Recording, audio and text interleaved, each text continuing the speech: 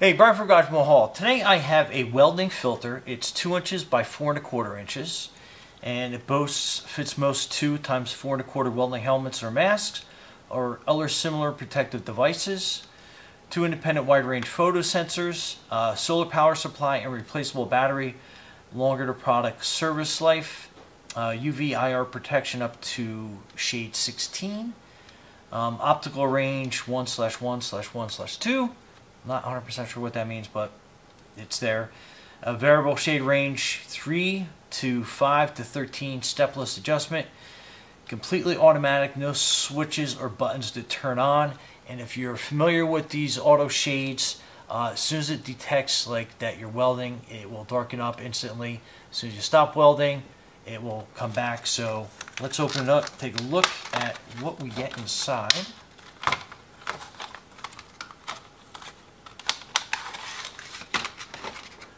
So basically that is the lens in its entirety.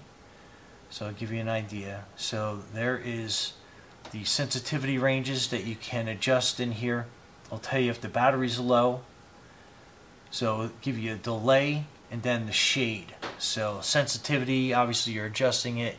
So depending on what you're welding. Delay, it will give you like a short or long if you want like a longer delay.